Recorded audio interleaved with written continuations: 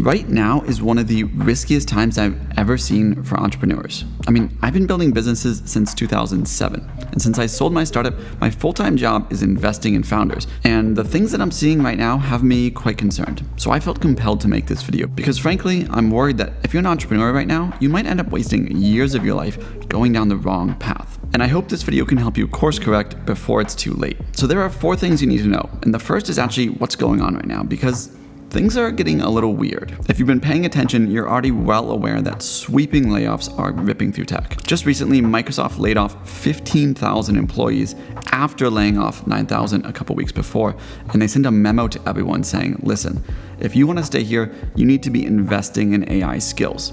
And then you hear quotes like, programmers are going extinct in the next 18 months. And as if that wasn't already crazy enough, you hear all these rumors, everyone's gonna be out of a job, what are we gonna do for work, AGI is coming, etc. But then there's some conflicts. For example, Apple's new study, The Illusion of Thinking, just came out. And what they found is that these AI models that we think are revolutionizing the world are not actually AI at all. They don't have critical thinking abilities. They've just absorbed all the information that we have available, and they're spoon feeding it back to you based on what they think you want to hear.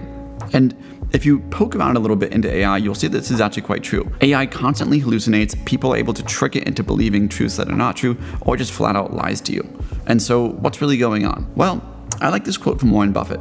Only when the tide goes out do you discover who's been swimming naked. And I think that really sums up what's going on in tech right now. If you go back to 2021, all these companies were hiring like crazy. It was 0% interest rates. And then 22 rolls around and the markets start tanking. And all of a sudden, all these public CEOs are laying off people constantly. And with this AI wave right now, there's a bit of fear in the markets, both on the investor side, on the entrepreneur side, and on the public side, which is, what if this is just like 21 again, where maybe we overhire or we get too hyped up, then we do these massive layoffs. So tech hiring is slow. Investors are being cautiously optimistic with their money, but the reality is no one knows where this AI thing is going to go. The only people actually telling you that we'll have AGI by 2026 or people will be out of jobs are the people who own large percentage of AI companies and have a direct monetary interest in getting you to believe that. And so it's really important to keep this in mind. These are not objective statements that are out in the market. These are people trying to convince you because it directly benefits them. Having said that, there are 4 businesses that I think you should absolutely avoid right now in this AI wave and all the craze. So first is what I call a hustle business. And to give you an example, I want to give you a pitch that I actually got a few years ago and I said no to. So at the time, this founder came to me and he'd basically found kind of a glitch in the market. It was around 2021, and what he found is that car dealerships in the US were literally selling used Teslas for more than you could buy them new. And the reason for this is that in the US, dealerships legally cannot buy Teslas new. They have to be bought by consumers. And so his business idea was pretty simple. I'm gonna go buy Teslas new from Tesla, sell them to the dealerships, and make a cut between. And on paper, it made sense. It's a quick way to make some easy money. But I really pushed back on it because I was like, listen, yes, you can probably do this now, but what happens when Tesla catches you? What happens if you buy, let's say 5 Teslas, and then the market shifts and all of a sudden the dealerships don't want to pay more than MSRP? Now you're stuck with 5 Teslas and you're out of money. So it was a business that had no downside protection, and it was only going to work for maybe a specific moment in time. And these kind of specific moment in time businesses are what I call hustle businesses, because yes, it's a way to make maybe 10, 20K. And I'm not saying that that's not valuable. I've been there. I needed that money. But you can spend a lot of time and energy building something that just doesn't last. The average business takes 7 years to go from beginning to actually selling or exiting. So if you're building something now, stay away from these hustle businesses that are kind of popping up in the age of AI. The second is what I would call a task outsourced service. So this is something that's just taking an obvious task that is sort of low cost, low pay, and saying, well, it's that, but now it's AI. So like live chat, but now AI. These businesses are fine, but there are going to be so many copycats that it's just going to be a bit of a bloodbath.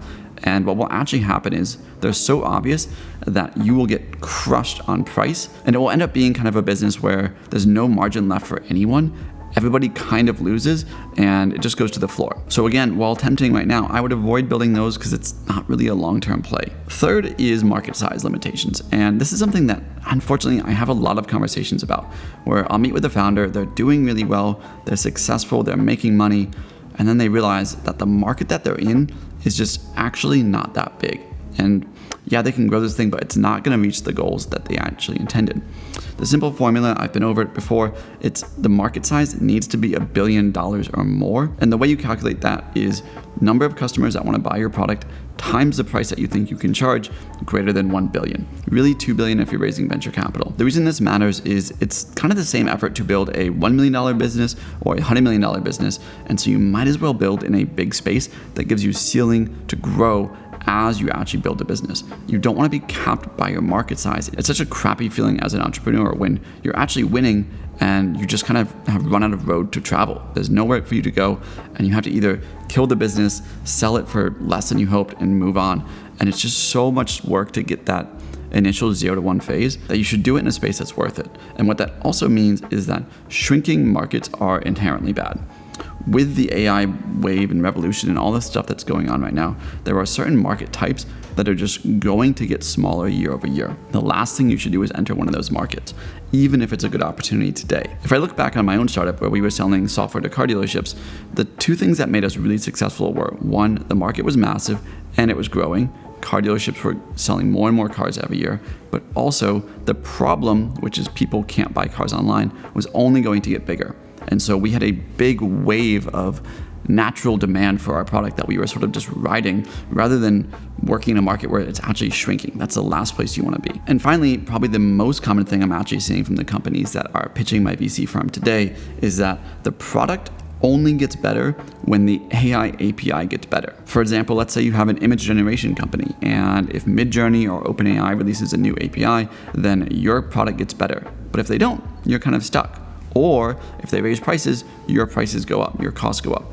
And so these companies that are, the only value is the AI wrapper. I'm not against like using AI APIs. I think a lot of companies are doing this successfully. But if you're not actually building a product that gets better, even if the API doesn't get better, you're in a really tough spot. And you're basically just building your entire business hoping that someone else figures it out.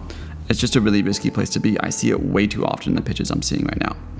So let's talk about what you should build right now. Well, we already covered massive market, but alongside that, you need a massive problem. It can't be a massive market with just sort of a minor nuisance that they're trying to solve. It's just not enough to get them to move. It needs to be a problem that is threatening either their top line revenue or their bottom expenses. Either of those is something that they will actually pay attention to right now.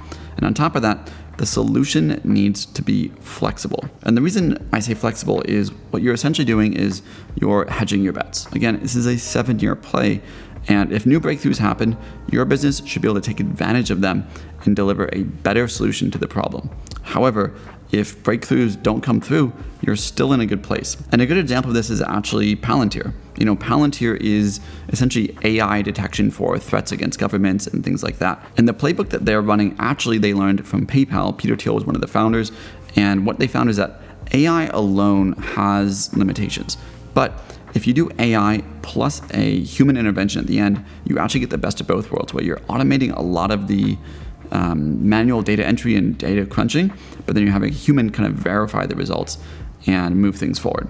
And so as a result, as AI is getting better, Palantir is ripping. They're up 1,500% in the last 5 years in the public market. But if AI stops getting better today, Palantir will still be a valuable company because they're not depending on an AI revolution. They're just taking advantage of it as it happens. Hopefully that makes sense. And so the critical question to ask yourself is, in the business that you want to start, if the AI hype dies down, if AGI doesn't come through, if nothing happens, do you still have a business? And if the AGI hype is real, does your business get better? If you can say yes to both of those, you're onto a really good business. And if you want a really practical step-by-step way on how to find those business ideas and validate them, I put together a 90-day playbook that breaks down everything we teach the founders that we invest in. I'll put a link in the comments below so that you can download it. It's totally free, and it will help you actually run this process and find a business worth building today. Now, with that said, I want to give you a few warnings for anyone who's actually operating a business right now or about to be, because these are some of the mistakes that cost me personally millions of dollars and years of my life when I was building my businesses that I just want to give you in like 5 minutes and save you a lot of time and money. So first is, in this sort of space where you are either building something new or today with the AI wave and everything, there's a lot of uncertainty. One of the biggest mistakes you can make is to sign long-term contracts, with what are known as fixed minimum costs. And these are usually seen when you're signing a deal where you're paying on usage, but the vendor is saying, okay, but like minimum $5,000 a month.